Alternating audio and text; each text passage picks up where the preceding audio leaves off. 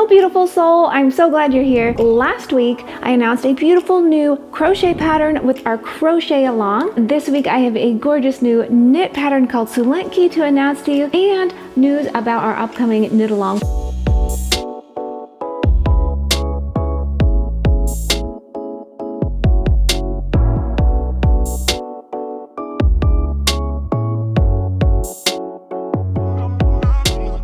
If you did miss the video last week about that pattern, check out that video so that you can make that pattern and go ahead and join our crochet along. This shawl, designed by Carter, is called Sulenkti, and that is the Lithuanian word for bend. And so just like the crochet version, this shawl bends and arches and grows as you go. So since the shawl starts here at the tip and it grows as you go, you really don't have to worry about running out of yarn because you can technically just stop at any point or whenever you like the size. This shawl just uses basic stitches, so it's great even for the adventurous beginner knitter. And I'm going to be showing you here in a minute just how easy it is to work this shawl. We used 5 colors of our Blossom fingering yarn, and these colors are limited edition, so please do grab all that you need to complete your project. Many of our colors actually never return, so it's best to grab what you need while it's available. Another fun thing, which I am so excited about, is that we are actually having a knit along for this pattern. So you can check the description box for the link to that. And knit alongs are so great because if you ever have any questions throughout the whole process, you can post on the forums and there's always someone happy to help. You also get to be inspired by all the other versions that folks are making. Plus, we're gonna have some prizes. So these knit alongs are always super fun, and I really hope that you get to join us. All of the links to everything you need, the pattern,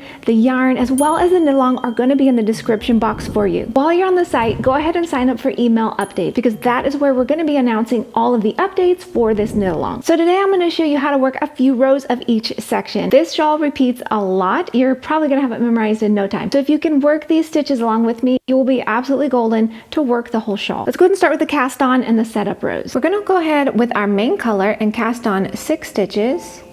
1, 2, 3, 4, 5, and 6. And let's go ahead and work row 1 of the setup.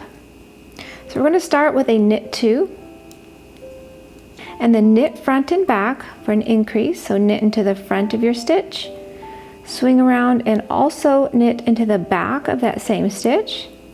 So you've turned 1 stitch into 2, and then you're just going to knit across. So for this row, it's just 3 more stitches, and there's row 1. Now go ahead and turn, and let's work row 2. We're going to start with a knit 2 again.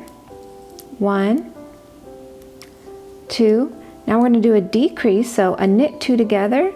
Just knit the next 2 stitches together, nice and easy. So 2 stitches becomes 1. Then you're going to knit across to the last 3 stitches. So for this time around, we are already there. So we're going to do an increase with a knit front and back, just like we did on the previous row. So we've turned 1 stitch into 2. Then we're going to knit 2.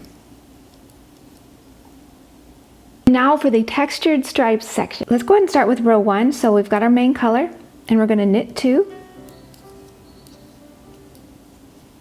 Then we're going to knit front and back for an increase, knit front and into the back of that same stitch, and then knit across. So this is just like the row we worked in the previous section. This next row, however, changes a little bit. So for row 2 of this section, you're going to start with a knit 2. You're going to knit 2 together to create a little decrease. This is helping to create the shape of your shawl. Then you're going to purl across to your last 3 stitches. So for this row, we're already there. When you get down to 3 stitches, you're going to knit front and back, and then knit 2. Super simple. And then the remainder of this section just repeats those rows, so be sure to check the pattern for that information. Let's go ahead and move into the garter stitch stripe section. For this section, we're going to go ahead and start with row 1, and we're going to use a contrast color. So whenever you do change colors, when you're picking up a new one, just drop your old one, grab your new color, and start working with that. So we're going to begin with a knit 2, 1 and 2, and then knit front and back, and then you're going to knit across.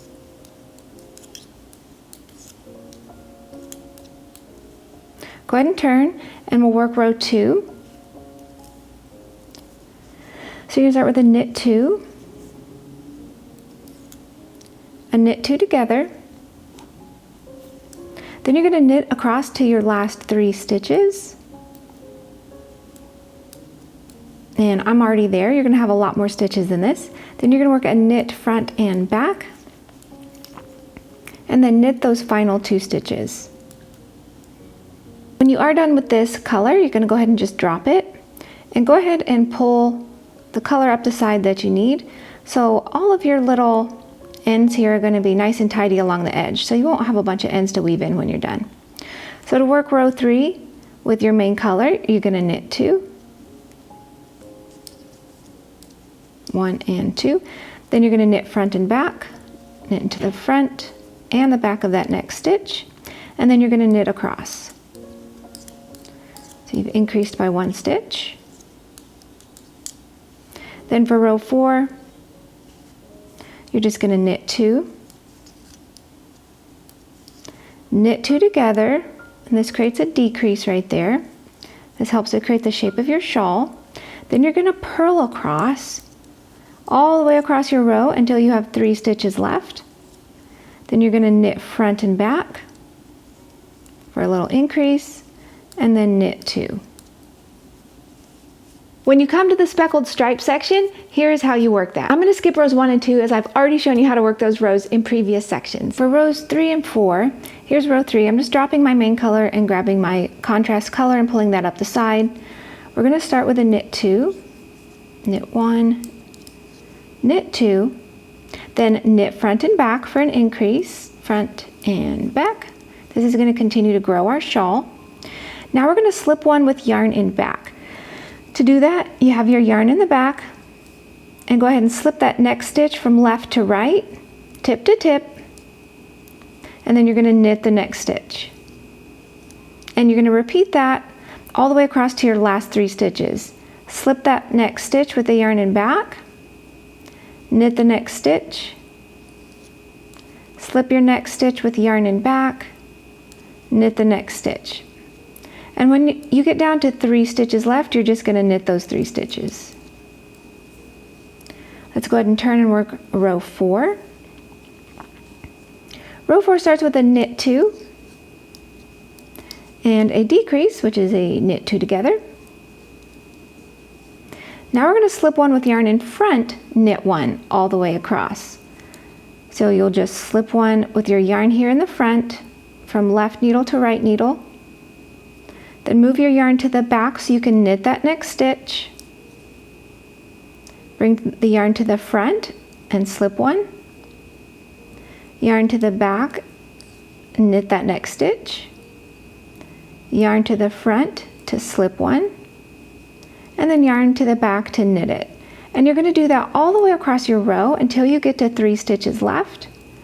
And then finish off the row with a knit front and back, and then a knit 2. And those are basically the rows that you are going to be working in this shawl. So if you can work those, you are golden to make this. And you're just going to repeat those sections as mentioned in the pattern. And when you're done, you're going to have this absolutely stunning piece. And again, head to expressionfiberarts.com to download the pattern. We truly hope you love this beautiful design and that you'll get to join us for our knit along. I truly appreciate you being here with me today. I hope you have an absolutely marvelous day, and I'm going to see you next week. Bye-bye.